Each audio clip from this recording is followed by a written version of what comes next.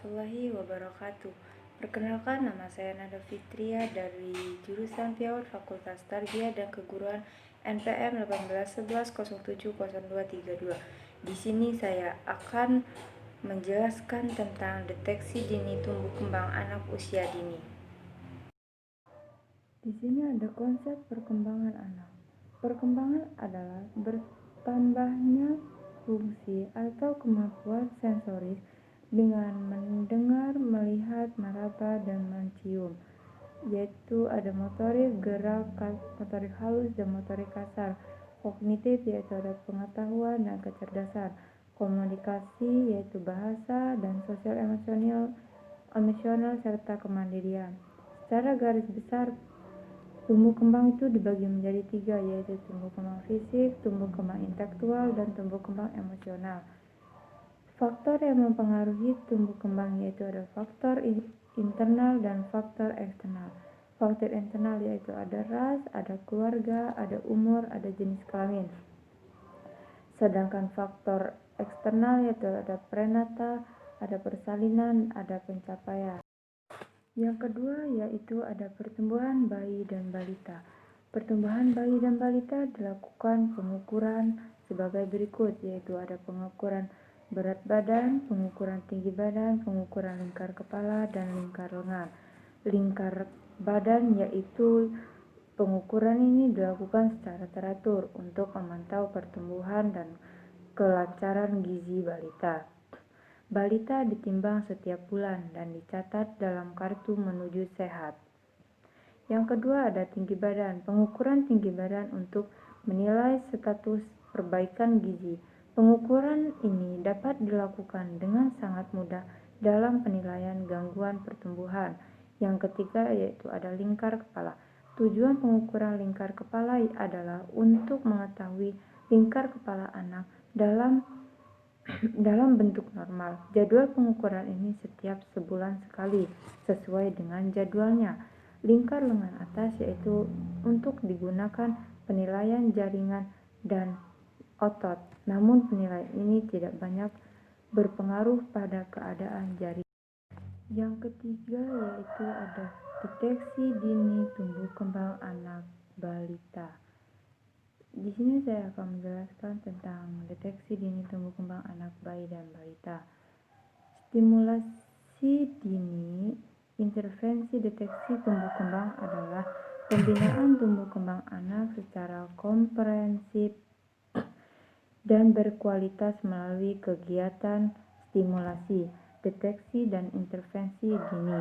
Penyimpangan tumbuh kembang pada masa 5 tahun pertama kehidupan disertai dalam bentuk kemitraan antar keluarga. Masyarakat dengan tenaga pendidikan atau profesi yang dikenal dengan kesehatan dan pendidikan dan sosial. Denver Development Screening Test yaitu dipublikasikan pertama pada tahun 1967 untuk membantu tenaga kesehatan mendeteksi masalah perkembangan potensial, menilai tingkat perkembangan anak sesuai dengan umurnya.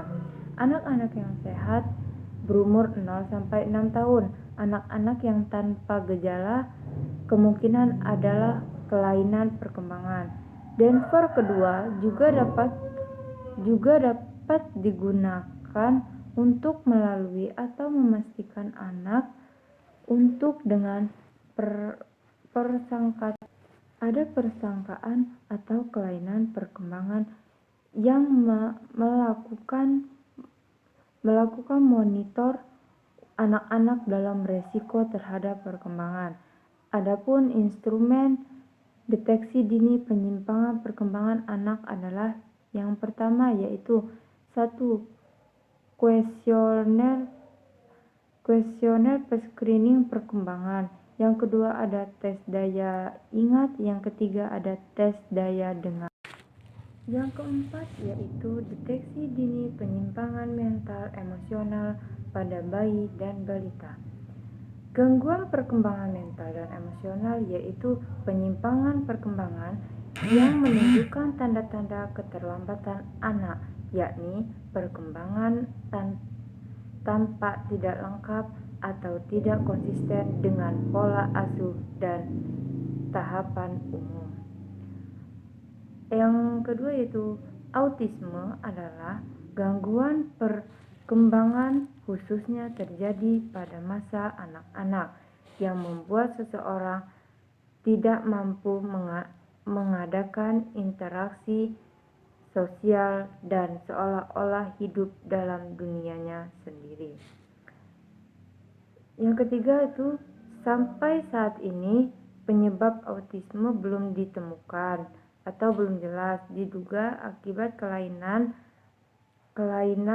struktur atau fungsi otak pada genetik, faktor lingkungan seperti penggunaan zat kimia tertentu, infeksi virus, dan keseimbangan metabolisme.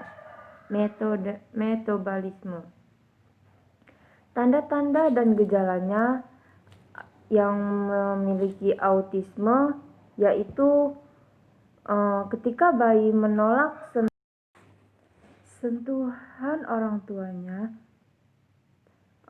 tidak merespon kehadiran orang tuanya, dan melakukan kebiasaan-kebiasaan lainnya yang tidak dilakukan oleh bayi. Bayi normal pada umumnya, sebagian besar penderita autisme mengalami gejala-gejala negatif seperti schizofrenia, seperti menarik dari diri dalam lingkungan, serta lemah dalam berpikir. Ketika menginjak dewasa, sehubungan dengan aspek sosial kemasyarakatan disebabkan bahwa anak penderita autisme berbeda dengan tanda-tanda dan terbiasa untuk sibuk dengan dirinya sendiri. Mereka juga terobsesi dengan benda-benda mati. Selain itu, anak-anak penderita tidak memiliki kemampuan untuk menjalin hubungan persahabatan, menunjukkan rasa empati, dan menjalin hubungan serta memahami yang diharapkan oleh orang lain dan beragam situasi sosial.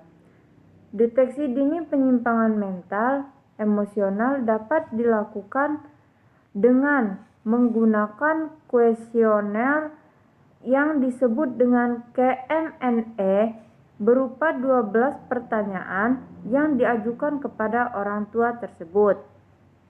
Deteksi dini autisme dilakukan dengan menggunakan chat beberapa 9 pertanyaan bagi orang tua dan 5 pertanyaan untuk anak. Yang kelima yaitu pemeriksaan bayi dan balita yang baru lahir. Pelayanan kesehatan bayi yang baru lahir yaitu oleh bidan, perawat, dokter yang dilaksanakan minimal 3 kali, yaitu sebagai berikut. Yang pertama yaitu pada 6 jam sampai 48 jam setelah lahir. Yang kedua pada hari ke-3 sampai ke-7 setelah lahir. Yang ketiga pada hari ke-8 sampai ke-28 setelah lahir. Pemeriksaan fisik bayi yang baru lahir adalah pemeriksaan awal yang dilakukan terhadap bayi setelah berada di dunia luar, yang bertujuan untuk mengetahui apakah bayi itu normal atau tidak dan memeriksa adanya penyimpangan kelainan pada fisik serta atau tidaknya refleks primit yang terjadi perubahan pada pada penampilan BBL, yaitu ukuran, vanish, ubun-ubun, warna kulit dan kuku, bentuk kepala, dan bentuk mata. Perilaku yang terjadi pada BBL adalah tersedak, bersin, napas, terus refleks, terus refleks genggam, refleks moro, refleks berjalan, refleks merangkak, refleks muntah, dan sebagainya. Pada hari ke-2 sampai 6 setelah persalinan, ada hal-hal yang perlu diperhatikan pada bayi, yaitu minimum BAB, BAK, tidur, kebersihan kulit, keamanan, tanda-tanda bahaya, dan penyuluhan sebelum bayi pulang. Baiklah, mungkin hanya itu saja yang dapat saya sampaikan. Kurang lebihnya saya mohon maaf. Wabillahi taufiq wal hidayah. Wassalamualaikum warahmatullahi wabarakatuh.